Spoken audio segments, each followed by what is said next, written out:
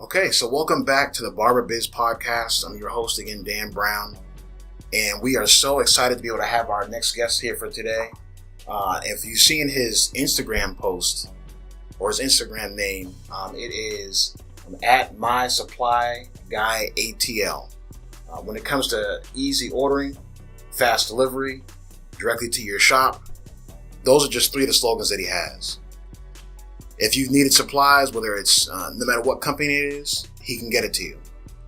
But even more than that, there's actually some interesting business parts to what he provides, whether it's accounting services and so forth, and just a lot of different business related sources that he's going to speak to us about today. We would like to introduce our guest for today, Mr. Rayburn Scott. Yeah, thank you for having me. Absolutely. So it's funny because I remember actually seeing you, and I met you before over at a different barber shop, and you were supplying them with some tools. And really, you've become very well known throughout the Atlanta area. In fact, whether it's Snellville, Lawrenceville, Monroe, downtown, Atlanta, Buckhead, Covington, Conyers. I mean, on your Instagram page, you basically list everywhere you go, which sounds like you go everywhere in the state of Georgia almost. Well, it looks so. It feels like that. Okay. My tires, no. Okay. So, Mr. Scott, so tell us a little bit about your background, because our viewers are going to be wondering, why do they have someone who's not a barber or even a stylist on here? So kind of tell us how you got into the supply business, and then we'll kind of get into some of the other aspects of what you do. Yeah, absolutely. First of all, this is a powerful industry. I was introduced to it by family members. They own a barber supply beauty supply store in Cobb. It's called Atlanta Beauty Depot. All right. It's right across the street from the stadium that they built. We've been there approximately 11 years. Okay. Yeah, if I'm correct, yes. My cousin there is Coy. He influenced me into getting involved in the beauty industry, as a whole.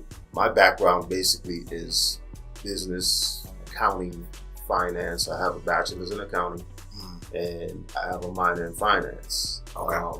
I have been atypical in my field. I'm not the normal accountant, so to speak, because I don't like to be locked in. I like to meet people. You say atypical, what do you mean? Because when people think about accountants, they think locked in, behind a desk, no interpersonal skills, just no numbers and things of that nature. And I'm not that. I'm totally opposite. So the opportunity came about where I can get involved in this booming industry, which is so powerful. For the most part, the individuals in this industry don't understand the strength and the power that they have within their hands. Interesting. The students, professionals, they could have been in there 20 years and they don't understand that this is one of the only professions that you can start from nothing and in a short while be able to sustain yourself and sustain your family if you do what you're supposed to do. Absolutely. Without doing anything extra. Mm-hmm. If you just stay the course, you could make an honest living and be strong at it. Now, if you add all the other pieces, then you could just blow everything out the water. Yeah. But a lot of the industry don't have the understanding of that. Absolutely. And as I got more involved in going into all of these barbershops and seeing the different dynamics, the different so-called people topography where everything is upside down, different levels.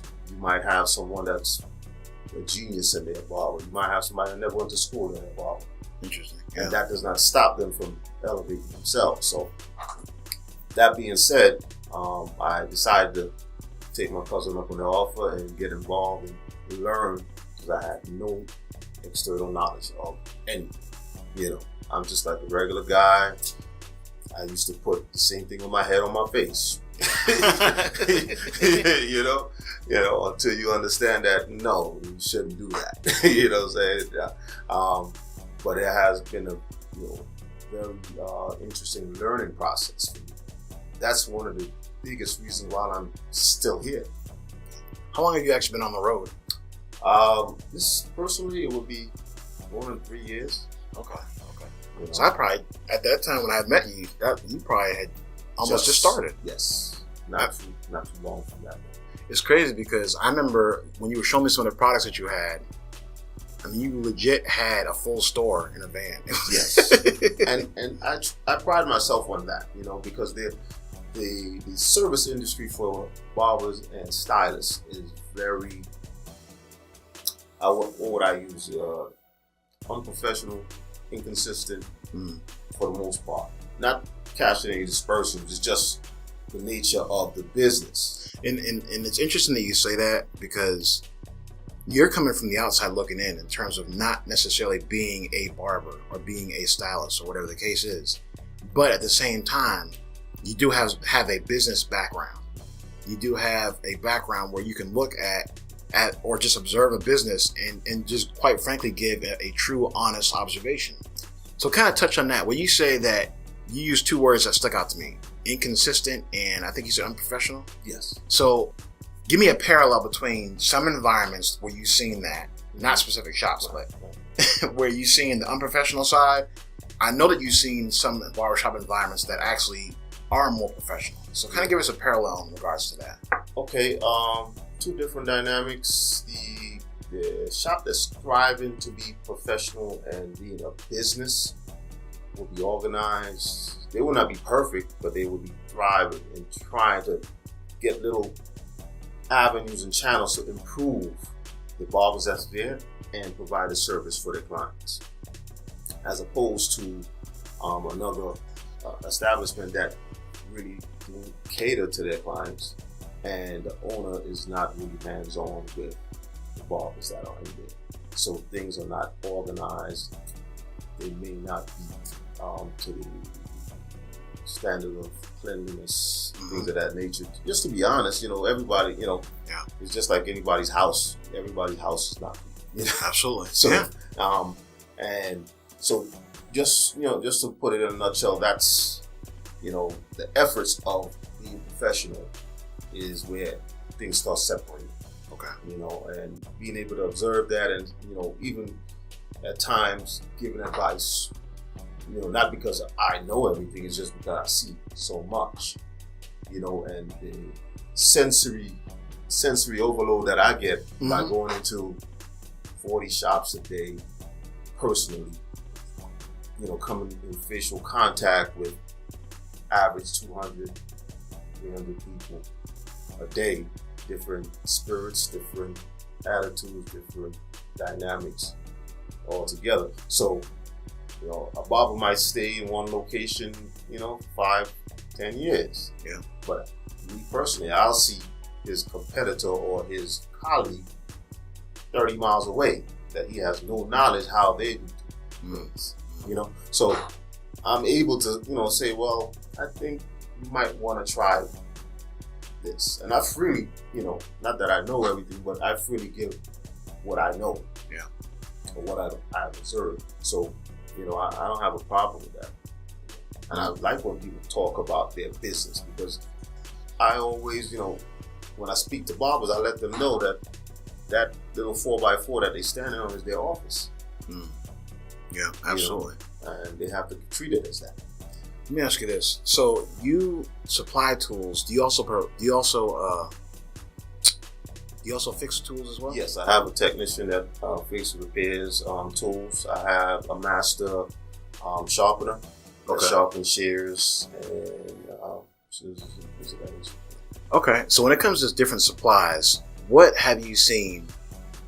Let's just say, if you can give me 3 to 5 different tools or supplies or things that are that people seem to really be, or I should say, that are in high demand right now. Okay. Recent times, everybody want to go cordless. Okay, cordless is a big thing, one way or the other. It actually allows the barber to be more mobile, more free, don't trip over, don't damage their tools because they don't trip over the cord, or replacing cords all the time. The tool might be a little more costly, but it's more effective and it has more advantages as opposed to a corded. But sometimes you might get a corded tool that has more power. As direct contact to the electricity or the current allows it to have more power. So, it's a toss-up, but the convenience and the advantages of cordless is definitely the wave of the future. Okay. also, when you talk about cleanliness and the things that you utilize to keep and maintain your area, whether it's disinfectants, whether it's aseptic, whether it's biohazard jars for your blades, which is super critical. Absolutely. Trying to get the industry up to speed on things like that is very important, because as it's been progressing, a lot of people are not even familiar that you need to do that. They come out of school, they know they're barbers, but a lot of things, just like in any industry, once you get out, it's different than, practice is different than school. Yeah, absolutely. So, it would be in the barber's best interest to try to stay as close to education side as possible, because then you don't lose as much. Just like anything else. That makes sense. Okay. So when it comes to, what about, do clients or barbers have specific preferences in regards to the companies that they choose to use for their clippers? Company as far as who they purchase it from, what manufacturer? The different manufacturers, whether it's Andes or Austin, or is it spread? It's a personal thing. Some people just deal with Andes. Have every Andes tool. Some people, they love Wall. Other people might, mix and mingle. The majority of the industry, as I see, have a little bit of both, and maybe one oyster, because what happens is every manufacturer best known for certain tools. Like, Andes are known for that master. Can't get around the master. You can try, but you can't. They're also known for the T-outliner, but there's also Oyster that has T-finisher that's kind of good too. So, and for the most part, a legitimate barber, a barber that, is diving into his craft, gonna have 15, 20 different tools. He might not use all of them, but he's gonna purchase them to see if it's effective better than the ones that he uses. Okay. So that's what we do. Okay. So let's dig a little bit deeper now into the business side of things when it comes to your background in accounting. Now, we actually had a professor from a college that was speaking a couple weeks ago on our podcast, and he had talked about the importance of filing your taxes a certain way and so forth. What's the importance of making sure that they have their tax information in order? Well, it legitimizes you. You could always, it's a cash business for the most part. Nowadays you have, Cash App, Square, and people use their cards all the time, but it's basically a cash business. It's very critical when you're establishing yourself as a barber from the beginning to first and foremost get a tax ID number. Okay, it allows you to get another badge on you as a business owner, as opposed to you just cutting in and operating yourself as a bodega. People don't know what a bodega is. A bodega is a corner store up north. We don't have gas stations all over the place. We got corner stores all over the place. I know what you mean. So bodegas are known for just dealing with cash. They don't, they stockpile cash. But as a barber, you're an actual independent business owner. You're a contractor. This is your business. So in order for you to begin to establish yourself as a business owner, have the different perks that a business owner is entitled to, you have to first, let everybody know, open and notorious, that you're open for business. That is where you have your tax ID number. Now the tax ID number allows you to file taxes.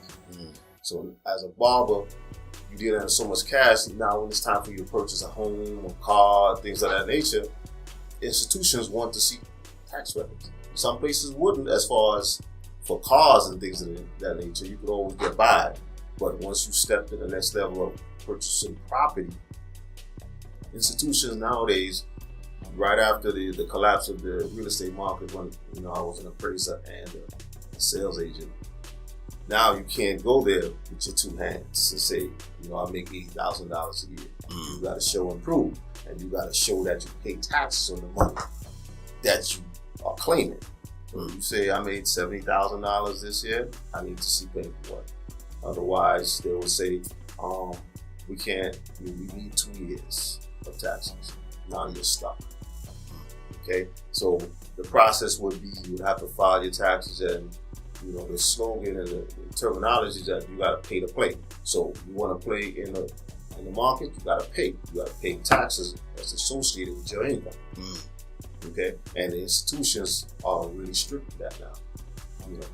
I could go into different avenues for that, but those avenues are not something that you want to entertain because it will cost you too much. So when you're going into the banking institutions and asking for financing for anything of importance, you're getting a family now, your wife want to buy a home, but you got to show that you make this money. So now you have to be legitimate according to the institutions. So do you actually do the taxes for some barbers? And Absolutely. You do? Mm-hmm. About how many people, generally speaking, or businesses, would you say ballpark that you represent in regards to their taxes? I have clients from New York to Florida. Okay.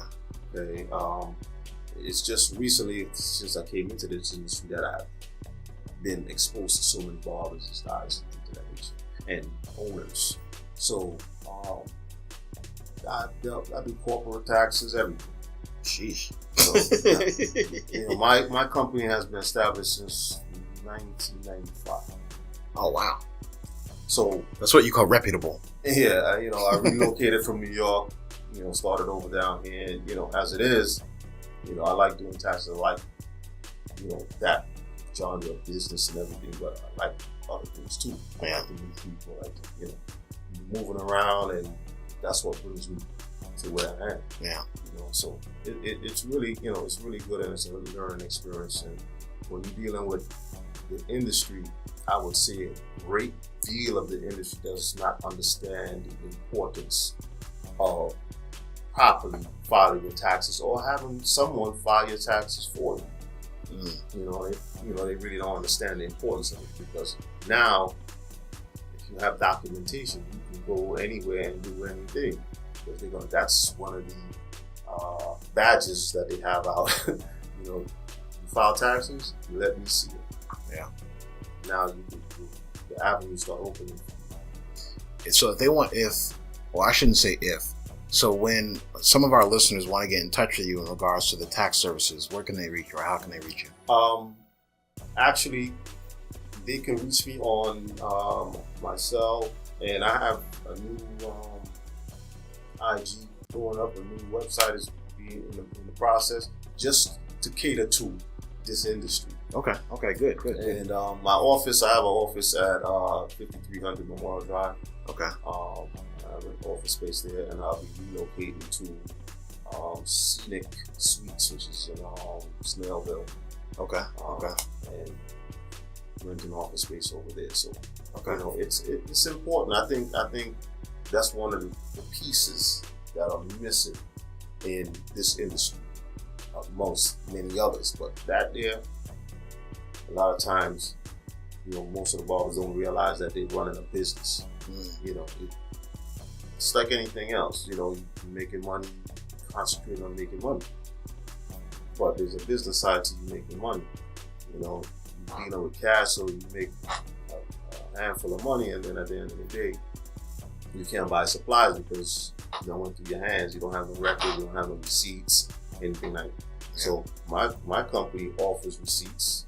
We offer plan of paying, and things of that nature, so that it allows them to keep better records if they choose to, and having a better ordering system, whether going Square, ordering through there, and sending an invoice, so you can actually have a record that you purchased something. Yeah.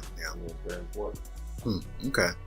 So as far as that goes, so we can the listeners can definitely make sure that they reach you on right now the My Supply Guy ATL. Yes. That's the Instagram page. Right. So your contact information is on there to reach you directly. And telephone number 678-360-9688. You can also contact me via that.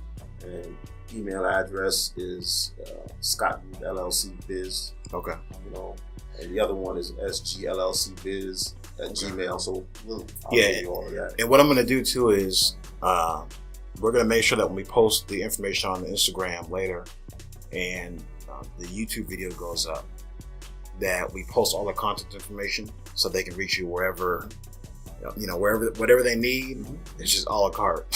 Yeah. Awesome. You know, and I take, I field questions. If you have any tax questions, things of that nature, you shoot me a text or email, and I'll do my best to respond. Okay. So where do you see the industry going forward? And this is actually an interesting question because I tend to ask this to all of our guests, but especially the barbers. But for you, where would you see the industry going forward? Do you think you see a lot of positives? Yes, I see a great deal of positives. One of the best things is individuals like yourself that actually instruct and have pride in what they teach students. And that's where it actually starts from. Once you have instructors that the students could actually look up to and say, well, they taught me correctly. Now I got to go out there and execute. That's the first step in this industry, getting stronger and more respected, and regaining the respect that it had. Because, in the days of old, a barber was, a stand-up guy. He knew you, he knew your dad, and everybody really revered him because he knew what he was doing. When you sat your father down, you saw your dad sit back and get that straight razor shave, you can't get that feeling anywhere. Or your granddad or whatever the case is. So, and they just respect the ability for somebody to change somebody. And that's what barbers and stylists do. They change people every day, with a simple, hand, tool. That's how it works. Okay. So we appreciate you stopping in today to be able to give your thoughts, not only in regards to information in regards to supplies with your business on that side, but also to the business part with the accounting services, and the fact that you're able to offer up, to be able to give some advice to some of these barbers and stylists in our industry is of great importance too. So, so we greatly appreciate that. Now, where can we find you going forward? Now, I noticed on some Instagram posts that you were at a few different events. A couple of them I probably walked past you, but we missed each other. But I know we were at the same place. Right. But before we let you go, what do you have coming up going forward in the future? I know you had mentioned the website, but what are some different things that you have going forward? A lot. Trying to get really into the expos and the education side and the services side for the barber and stylists themselves, where I get involved with like Brown & Brothers and Talia Waji, the Natural Hair Show, should have a booth there, and just actually connecting the dots. There's a lot of dots out there, and trying to connect the dots, because as a supplier, quote unquote, mobile supplier, I want to redesign what that is. Okay. Because what the industry is used to is not what I am. Okay. So when you take a look at My Supply Guy as a company, as an individual, or as a set of people, I have another driver that partner up. His name is Jason. So he actually deals with the South Side. Okay. So I have 2 vehicles on the road. He takes Riverdale and anything on the I-20. Okay. And then west. So, we try to inject, professionalism, decency, respect, even whether or not we get it back or not, but this is what we come with. The consistency of you able to call us and say, we're not, magicians, we're not going to show up. But you can call us and say, listen, I need XYZ tomorrow, and somebody's going to pick up the phone and say, how can we help you? Where are you? Whether we could make it in a day tomorrow, how can we work that out? And that's different compared to what I've seen as I came into the industry. Whereas, shops have guys coming all the time, selling whatever, knickknacks and things of that nature. But being able to service them from soups to nuts is where my supply guy wants to shine. Whereas when you come to us or we come to you, you could ask for whatever. If we do not have it, best believe we're going to try to get it. Sounds good. Yeah, and that consistency is definitely always appreciated. Yeah. So we appreciate your thoughts. So before we let you go, if you could just tell us the contact information again. Even though it's going to be posted, we want to make sure that we get it loud and clear for our viewers. Mr. Raymond Scott, one more time. Awesome. Yeah, I'd like to thank Mr. Brown for having me. I think this is very effective and good thing for the system, for the industry. And he's doing a great thing with this podcast. My contact information for supplies would be My Supply Guy ATL on IG, Instagram that is. And the phone number for that would be 678-360-9688. That's 678-360-9688. And for any accounting services, business questions, setting up, obtaining your tax ID number, I do that. Set up business entities and things of that nature. And any consultation, you could reach me at sgllcbiz@gmail.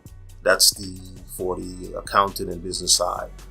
That's sgllcbiz, B-I-Z, @gmail. Okay, and any questions, you could always shoot me a question on that email there, and it will be responded to. Thank you, sir. We appreciate your time again. For those that are listening, we appreciate your time that you're taking out to be able to listen to our podcast this week. Make sure that you check us out on the website, barberbizpodcast.com. You can also check out these interviews directly on YouTube as well. And we'll see you at the next interview.